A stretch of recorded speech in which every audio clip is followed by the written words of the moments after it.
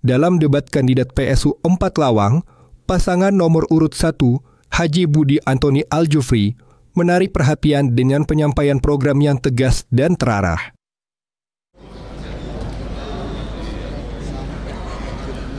Debat kandidat tahapan Pilkada Kabupaten Pak Lawang pasca putusan MK tadi malam berlangsung penuh dengan adu argumen.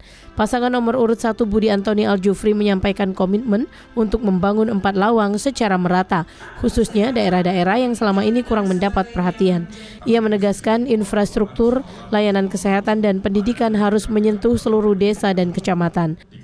Malam ini bisa melihat dua kandidat debat walaupun tidak sempurna karena waktu mungkin cuma 1 kali debat, tidak 2 kali debat, ya 3 kali. Ya, inilah kemampuan kami untuk menyampaikan semua, dan kami juga akan terus menyampaikan ke masyarakat, akan nyapa langsung masyarakat, dan kita minta ayo kita pilkada damai. Masyarakat jangan terprovokasi masalah hal-hal yang sifatnya isu-isu negatif. Kita nothing tulus saja, serahkan pada masyarakat Pak Lawang. Saya tahu masyarakat udah pintar sekarang.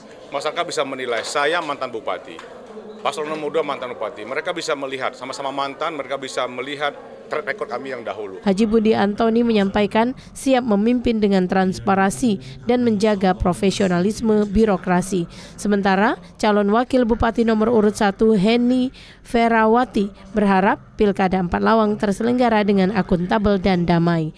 Saya cuma menambahkan sedikit, mengajak seluruh masyarakat Kabupaten 4 Lawang, ayo kita satukan hati, kita bulatkan tekad, mari bersama-sama kita ciptakan pilkada yang damai.